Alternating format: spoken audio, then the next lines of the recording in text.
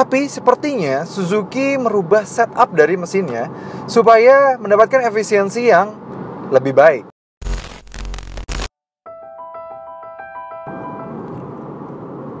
Halo guys, welcome back to CVT Cars Videos and Talk Shows.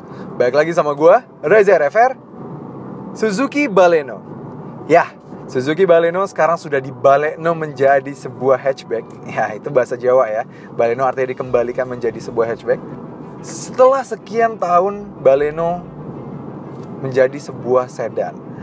Dan di tahun 2016 lalu, Baleno kembali menjadi hatchback.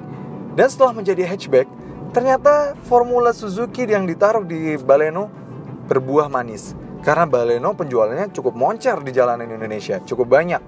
Itu semua berkat value for money-nya dan juga efisiensi bahan bakarnya yang sangat baik dan juga performa yang tidak malu-maluin. Apalagi fitur-fiturnya juga cukup sangat banyak. Tapi memang Baleno pre-facelift bukannya tanpa kekurangan. Itu kenapa di 2019 akhir Suzuki meluncurkan Baleno versi facelift untuk menutupi kekurangan-kekurangan yang ada di varian pre-facelift.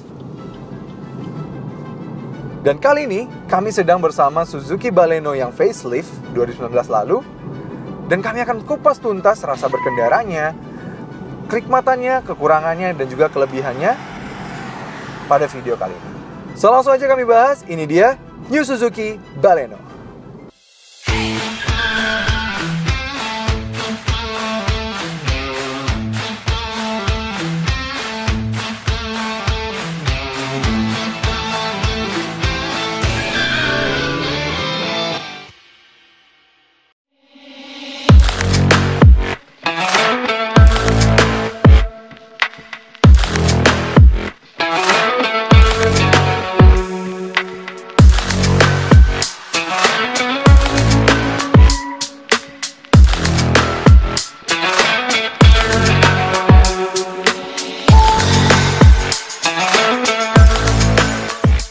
Oke, kami sebenarnya sudah membuat review Baleno sudah beberapa kali. Pertama yang pre-facelift, lalu juga yang saat peluncurannya kami diundang oleh Suzuki. Nah, kali ini kami mendapatkan unit test yang cukup panjang dari Suzuki dan kami akan mengupas tuntas bagaimana rasa berkendara dari Suzuki Baleno yang otomatis ini. Sebelum lebih lanjut kami bahas soal rasa berkendaranya dari mobil ini, kami akan bahas secara detail apa saja kelebihan dan kekurangannya, fitur-fiturnya pada bagian eksterior dan juga bagian interior. Nah, seperti tadi kami bilang, kami akan membahas apa saja yang mendapatkan improvement dan juga yang masih sama saja dengan yang generasi pre-facelift di bagian eksterior ini. Improvement di depan paling banyak di antara seluruh bagian mobil.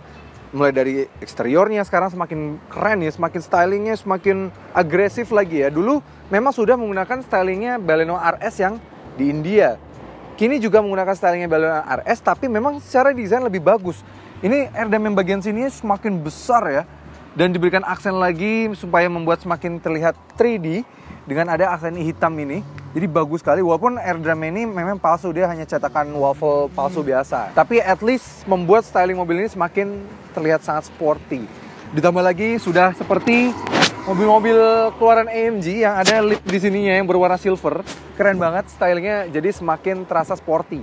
Dan yang bagusnya lagi, kalau dulu menggunakan HID headlamp, sekarang sudah LED headlamp. Jadi untuk DRL-nya saja di siang hari jauh lebih terlihat terang dibandingkan yang HID.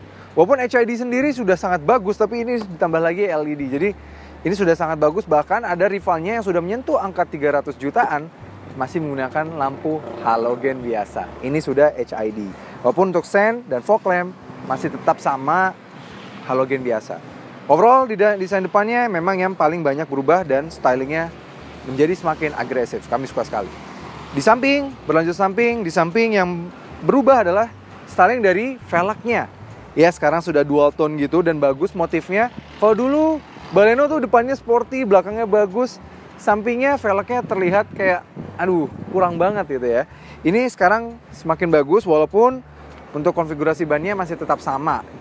Jadi belum ada peningkatan ban sehingga ya kalau dibandingkan dengan rival-rivalnya banyak ada rivalnya yang menggunakan konfigurasi ban yang lebih besar. Sisanya dari samping masih sama persis. Yang berubah sekarang adalah penggunaan kunci baru dari Suzuki yang kini sudah seragam seperti Suzuki lainnya, seperti di XL7, R3, dan Suzuki terbaru. Sayang sekali tapi kami jujur lebih prefer dengan kunci Suzuki yang lama karena kami pernah menimbang keduanya, lebih terasa premium dan kayak lebih berat gitu yang kunci yang generasi lama. Karena kunci yang generasi lama itu masih mirip dengan kuncinya Nissan GT-R. Nah, kalau yang baru memang lebih elegan, lebih simple, tapi lebih kecil dan lebih terasa lebih tipis. Namun memang untuk bagian ban belakang dia belum ada improvement dalam hal pengereman. Karena cakram hanya ada di depan, belakang masih tromol saja. Namun mengingat harganya yang masih sangat reasonable, masih di bawah 250 jutaan, tanpa ada potongan PPNBM, itu masih bisa dimaafkan. Tapi sayang juga lagi adalah, kini yang di varian facelift belum ada juga kamera mundur. Nah, kalau di luar negeri ini, di India, di Eropa, ini slot untuk kamera mundur, tapi di sini masih belum ada. Padahal dia sudah ada sensor parkir 4 titik yang integrated. Jadi bagus banget. Jadi kalau kita mau mundurin mobil, gambar dari citra sensor parkirnya itu muncul di MID. Di MID-nya yang sudah bergrafik itu. Jadi bagus sebenarnya. Apalagi kalau misalnya ditambah sudah ada kamera, jadi makin meningkatkan kemudahan dalam mengendarai mobil ini. Sayang sekali ya. Sisanya sih di belakang, overall masih sama persis. Kami juga masih menyayangkan kenapa tidak menggunakan yang lampu putihnya ada di sini nih. Lampu mundurnya ada di sini seperti yang di Eropa. Jadi minimal ada pembedaan lah dengan yang pre-facelift. Di sini di belakang jadi sama persis karena tidak ada perubahan pada bagian lampu. Walaupun bagusnya sudah LED untuk lampu rem dan lampu kotanya. Sen dan lampu mundurnya masih bohlam biasa. Tapi sayang ini masih yang dibuat merah saja, jadi kayak tidak ada perubahan pada bagian lampu. Minimal kalau diberikan yang versi European market ya, di sini ada warna putih kan jadi beda gitu ibaratnya dengan yang lain.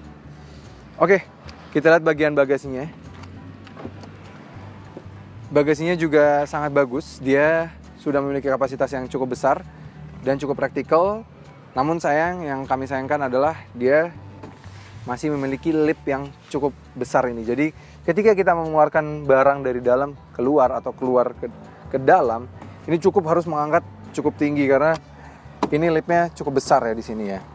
Karena bahasa desainnya Baleno yang membuat seperti ini. Sayang sekali. Padahal untuk kapasitas bagasi dia cukup besar.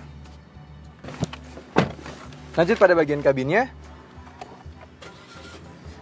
Yang diimprove di sini atau yang berbeda dari yang sebelumnya ya hanya penggunaan material warna baru, yaitu sekarang jadi ada aksen warna biru pada bagian jok yang di tengahnya dan juga pada bagian door trimnya. Bagus sekali. Sisanya sih semuanya sama persis ya, masih sama. Kami akan kembali lagi ke bagian door trim dan juga joknya. Nanti kami akan bahas dulu bagian sini. Kami yang selalu suka dibandingkan dengan rival-rivalnya adalah MID dari si Suzuki Baleno ini. Ini bener-bener bagus banget. Dia diberikan aksen warna biru dan di atasnya diberikan kayak ambient light gitu ya. Jadi kalau di malam hari seakan-akan kesannya kayak full layar gitu. Ditambah lagi informasi yang diberikan juga cukup banyak. Mulai dari real time consumption BBM, driving time, terus juga ada waktu, terus juga ada torque dan power. Jadi kita bisa ngecek ya.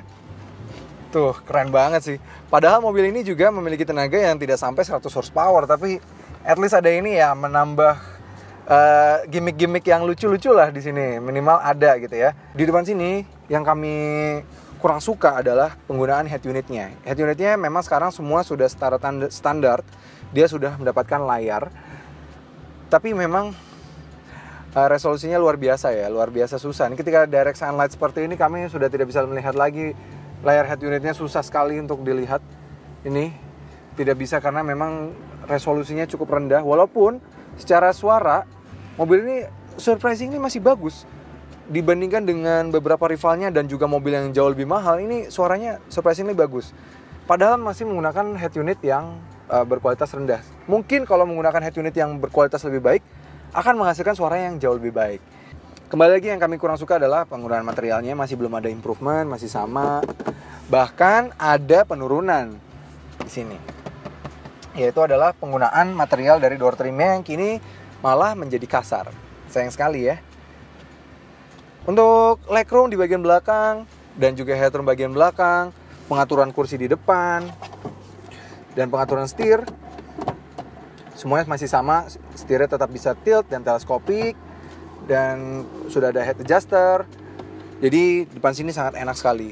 Dan karena dia sudah ada armrest, jadi kita bisa taruh tangan kita di sini dan di sini. Jadi ketika kita menyetir, kita bisa sangat-sangat nyaman sekali. Nah, apakah ada perubahan pada bagian mesinnya? Mari kita cek. Untuk urusan mesin, sayang sekali sama juga belum ada improvement. Karena dia masih tetap menggunakan mesin 1400 cc dengan tenaga 92,1 PS dan torsi 130 Nm. Tenaga itu dialirkan ke roda depan melalui transmisi 4 percepatan otomatis torque converter. Yang bagusnya sih dia di antara rival-rivalnya masih bagus menggunakan transmisi hidrolik atau torque converter, yang artinya masih ada rasa engaging dalam rasa berkendaranya. Karena beberapa rivalnya dari Jepang sudah menggunakan CVT. Tapi mesin ini terkenal sekali dengan kebandelannya, durability-nya, dan juga keiritannya.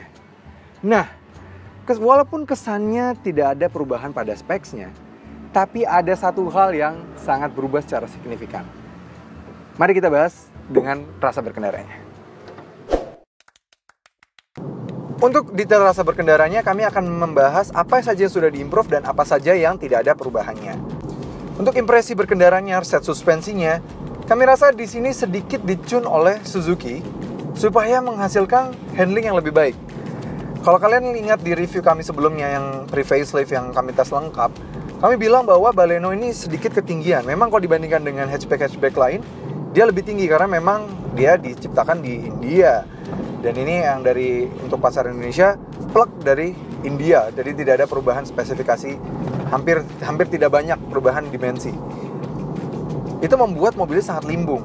Tapi di Baleno yang facelift ini, somehow suspensinya dibuat dan ditune sedikit lebih keras. Memang untuk beberapa occasion kayak seperti melewati speed bumps gitu, dia bukan yang jadi empuk sekali seperti yang dulu. Tapi untuk handling, dia jadi sangat-sangat membaik.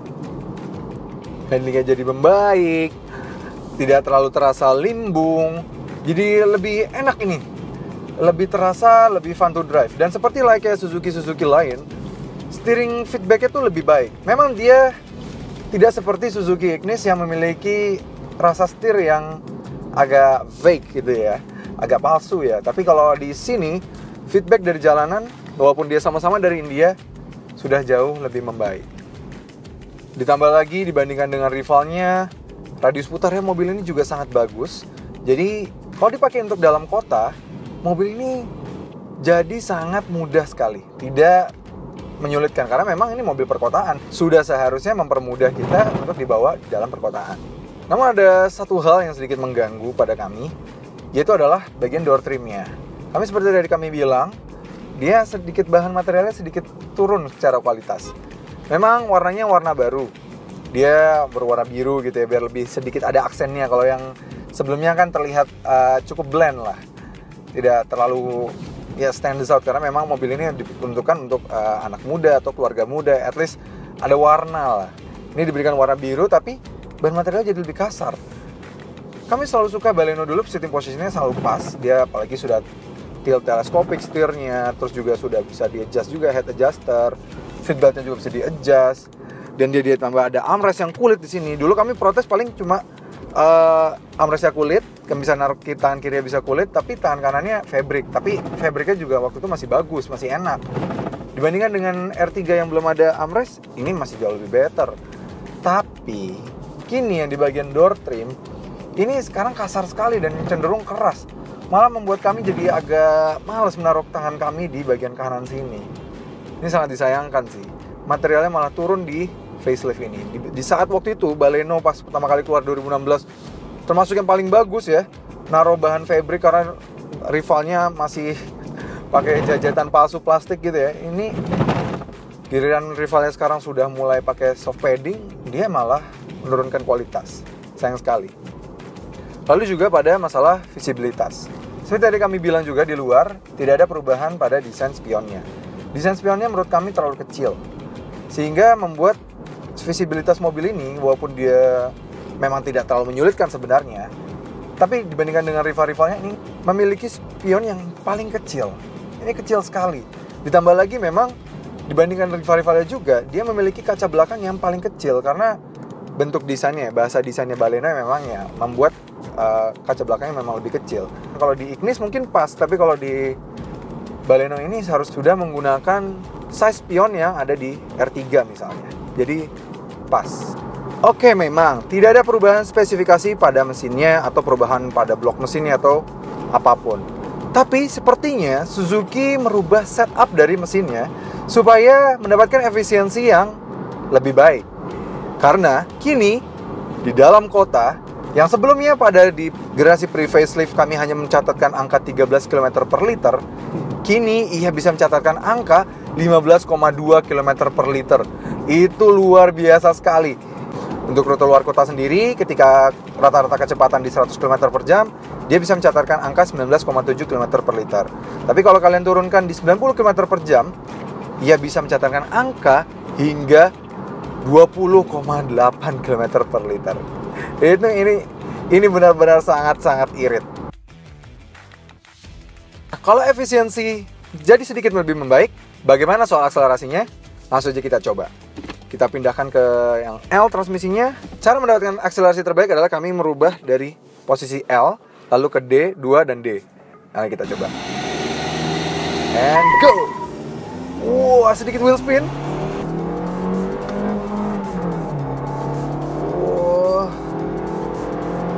Dan 100. 0 sampai 100 di 12 detik. Sedikit membaik 0,2 detik dari figur sebelumnya.